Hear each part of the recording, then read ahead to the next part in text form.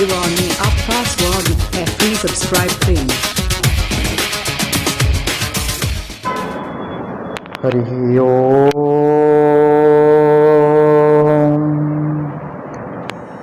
स्वस्ति श्री गणेशाय नमः। श्री गुरुभ्यो नमः। श्री वेद पुरुषाय नमः। श्री सरस्वत्यै नमः। श्री माता पितृचरणकमलेभ्यो नमः। ओम गणनाथ सरस्वती रवि शुक्र बृहस्पति पंचैतान् संस्मरे नित्यं वेदवाणीं प्रवर्तयेत्।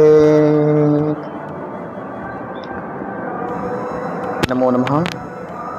नमस्कार, आप लोग सुन रहे हैं वेद कथांक। वेद कथांक में आज संगति का फल हम आप सभी को सुनाने जा रहे हैं।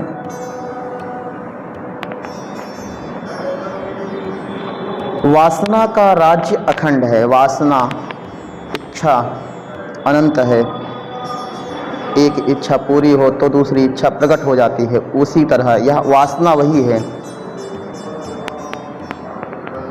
जब वो अखंड है, वासना का विराम नहीं, फल मिलने पर यदि एक वासना को हम समाप्त करने में समर्थ भी होते हैं तो न जाने कहाँ से दूसरी ओर से उससे भी प्रबल अनेकानेक वासनाएं पनप जाती हैं। प्रबल कारणों से कतिपय वासनाएं कुछ काल के लिए सुप्त अवश्य हो जाती हैं, परंतु किसी उत्तेजक कारण के आते ही वे जाग पड़ती हैं। भला कोई स्वप्न में भी सोच सकता था कि महर्षि सौभरी काण्व का दृढ़ वैराग्य मीनराज के सुखद गारहस्थ जीवन को देख वायु के एक हल्के से शकोरे से जड़ से उखड़कर भूतलशायी बन जाएगा। श्री विष्णु पुराण में सौभरी ऋषि का वर्णन आता है।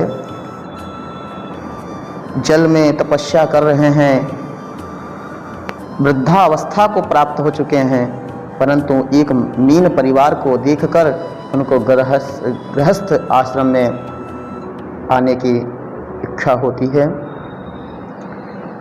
महर्षि सौभरी कण्व वंश के मुकुट थे। उन्होंने वेद वेदांग का गुरुमुख से अध्ययन कर धर्म का रहस्य भली भांति जान लिया था। उनका शास्त्र चिंतन गहरा था, परंतु उससे भी अधिक गहरा था उनका जगत के प्रपंचों से वैराग्य। जगत के समग्र विषय सुख क्षणिक हैं, चित्त को उनसे असली शांति नहीं मिल सकती। तब कोई विवेकी पुरुष अपने अनमोल जीवन को इन कौड़ी के 3 विषयों की ओर क्यों लगाएगा। आज का विशाल सुख कल की अतीत की स्मृति बन जाता है। पल भर में सुख की सरिता सुख कर मरुभूमि विशाल बालू के ढेर के रूप में परिणत हो जाती है। तब कौन विज्ञ पुरुष इस सरिता के सहारे अपनी जीवन वाटिका को हरी भरी रखने का उद्योग करेगा। सौभरी का चित्त इन भावनाओं की रगड़ से इतना चिकना बन गया था कि पिता माता का विवाह करने का प्रस्ताव चिकने घड़े पर जल बूंद के समान उस पर टिक ना सका। उन्होंने बहुत समझाया, अभी भरी जवानी है, अभिलाषाएं उमड़ी हुई हैं, तुम्हारे जीवन का यह नया वसंत है, कामना मंजरी के विकसित होने का उपयुक्त समय है। रस लोलुप चित्त भ्रमर को इधर उधर से हटाकर सरस माधवी के रसपान में लगाना है। अभी वैराग्य का बाना धारण करने का अवसर नहीं। परंतु सौभरी ने किसी के शब्दों पर कान ना दिया। उनका कान तो वैराग्य से भरे अध्यात्म सुख से सने मंजुल गीतों को सुनने में न जाने कब से लगा हुआ था। पिता माता अपने पुत्र को गार्हस्थ जीवन में लाने का उद्योग सफल ना हो सका। पुत्र के हृदय में भी देर तक द्वंद्व मचा रहा। एक बार चित्त कहता माता पिता के वचनों का अनादर करना पुत्र के लिए अत्यंत हानिकारक है, परंतु दूसरी बार एक विरोधी वृत्ति धक्का देकर सुझाती आत्मनस्तु कामाय सर्वं प्रियं भवति। आत्मकल्याण ही सबसे बड़ी वस्तु ठहरी। गुरुजनों के वचनों और कल्याण भावना में विरोध होने पर हमें आत्मकल्याण से परांगमुख नहीं होना चाहिए।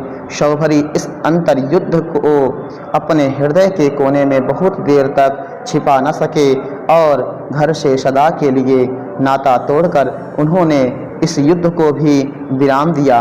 महर्षि के जवानी में ही वैराग्य और अकस्मात घर छोड़ने से लोगों के हृदय विस्मित हो उठे। ये संगति का फल है। आगे दूसरे में सुनाएंगे। पवित्र नदी तट पर कल्लोलिनी कालिंदी कल कल करती हुई। आगे हम लोग सुनेंगे। यही क्रम चल रहा है संगति का फल। अभी क्रम आप लोगों ने एक सुना, आगे इसे सुनते रहेंगे। भाग एक के माध्यम से आप लोग ऐसे ही वेद कथांक सुनते रहिए। पुराण जो हैं उनमें जो ऋषि महर्षियों का वर्णन आता है वो सब वैदिक काल से है और ये सब उदाहरण है। आप लोग अध्ययन करते हैं, अध्ययन करते रहिए। अध्ययन करते करते सुनाते हुए आनंद, पढ़ने का हमारा आनंद, और आप लोग भी कुछ नया सुने। क्योंकि जब आदमी चिंतन मंथन करेगा तो कई शब्द, एक कथा सुन करके उस पर विचार किया जाए तो या किसी को सुनाए अपने ढंग से तो कई वो अलग शास्त्र हो सकता है, अलग ग्रंथ समझा जा सकता है। पुराणों में विस्तृत चर्चा ऋषि महर्षि लोग कहते हैं कि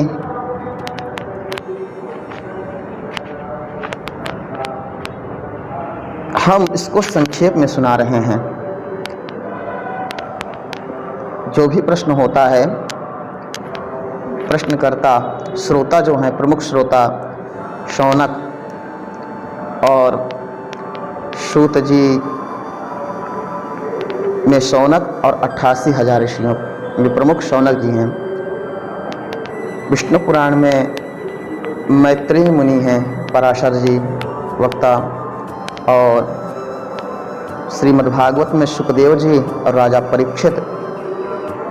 इसी तरह क्रम में प्रमुख विद्वान प्रश्नकर्ता हैं और उत्तम द्वितीय युव भास्कर ज्ञान में अग्रगण्य जो ऊंचे आसन पर विराजमान हैं, वे जब हम लोगों को सुनाते हैं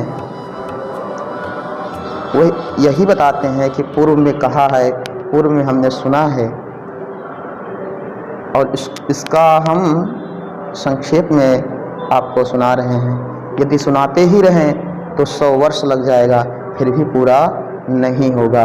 भगवान का चर्चा ऐसा है। तो शौभरी ऋषि वेद कथांग के माध्यम से आप लोगों ने भाग 1 सुना, और आगे भाग 2 जल्दी ही आप सबके सामने प्रस्तुत रहेगा। और यह संगति वेद कथांग के माध्यम से